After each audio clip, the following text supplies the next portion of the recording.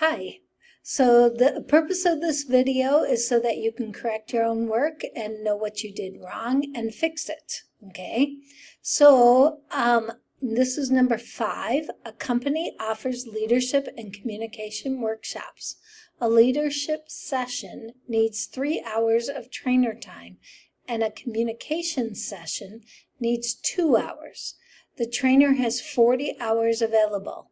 There must be at least 1 leadership training and 2 communications trainings per enrollment. At most, 15 sessions can be held in total. Profit is $200 per leadership session and $150 per communication session. How should sessions be scheduled to maximize profit? Okay, so you are to enter the constraints on Desmos. Take a screenshot of the inequalities you entered. Take a second screenshot of the graph with all of the critical points identified. Submit both screenshots in the drawing screen. Then in the drawing screen, show your work using the critical points to find the solution. Last in the drawing screen, state the final solution as related to the question asked. So you need to go into Desmos, but I'm going to go into the show your work screen first because I want to see how this has already been set up. So right here is the question, and it's color-coded, and it was filled into the table, and then the constraints were written from the table here. So I need to write this down so when I go into Desmos I remember it, because I'm old. X is greater than or equal to 1, Y is greater than or equal to 2, and we have 3X plus 2Y is less than or equal to 40 hours. And X plus 2Y is less than or equal to 15. Okay, the objective function is, and I need this time because I'm coming up with the final answer, so it's 200X plus 150Y, and those are dollars. All right, so I'm going to click on the Desmos piece. And I'm going to put in my constraints, which I wrote down on a separate sheet of paper. So I have the X. I need to pull up my keyboard because it's universal. Greater than or equal to 1. And then I'm clicking the next one down. And I have Y is greater than or equal to 2. So greater than or equal to 2. And then my next one is 3X plus 2Y. So I have 3X plus 2Y is less than or equal to 40. Less than or equal to 40. And then next one down, I have X plus 2Y is less than or equal to 15. X plus 2Y less than or equal to 15. Okay, so those are my constraints. So I'm looking for the purple, the green, the blue, and the red, and where they all cross over. So I need to move this down, so I'm going to go to this corner with 2 fingers on and kind of scrunch it in. Okay, so right here, this triangle, that has the red behind it. It has the green behind it. It has the purple behind it and the blue. So I would say this is my critical point, 1, 7. This is a critical point, 1, 2. And this is a critical point, 11, 2. Okay, so I need to take a screenshot of my feasible area. So, and Shift 4, I'm going to take a screenshot of that. And then I'm going to take a screenshot of the equations with the colors. I need the colors just so that I can look back and know which one they're talking about. So there, I've got the colors.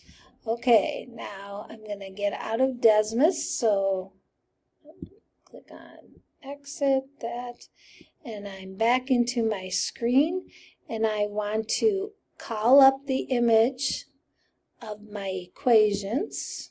So I pressed on image, and my equations was the last one that I put in, so it's probably, nope, not that one, not that one, not. That's the graph. There's the equations. Okay, open, and I'm going to add that image, and then I'm going to place it on that box, and even if it just covers up the words, that would be good. Doesn't have to take the whole box. I didn't plan it out like that. Insert the screenshot of the graphs with the critical points. Probably going to need a little bit more room than that, but I'm going to click on image again, and I'm going to call up my screenshot, and I think it was this one. Yep. Press open, add image, put my image on there, and I'm going to shrink it down a little bit so that I can see all of it. There we go. That's good. And then in this screen, okay, I've got my screenshots up. That I submitted both screenshots. Then in the drawing screen, show your work using the critical points to find the solution. So I'm going to take my critical points and I'm going to write them down. I'm going to use the text box. I'm actually going to change the color because I like colorful things. So I'm going to do this bright bluish. Okay, and I'm going to go into the text. I'm going to do the text screen because that's easier than me scribbling with my finger. So I'm going to put in 1,7. Oops, ended it before I put it in. 1,7 is a point. And if I'm just going to go along to it. Well, no, I'll move this down for now. I'm going to put enter, and then I'll list them all. 1, 2, and ooh, that point really moved it down somehow. And then 11, 2, so click at the end of that. Now I need to be on text box, not move the image. Oops, text box. Okay, I click on there, it's dark, so I'm clicking on my side arrow. Ah, there we go. Past my parenthesis, and then 11, 2. Oh, need the front of my point. All right, so these are good. Now it's moving into identifying my box, so I can shift my box and press enter. Okay, now I need to plug this into this equation. So the 1 goes into the x in the first one, and the 7 goes into the y. So I'm just going to press text box and click on that again.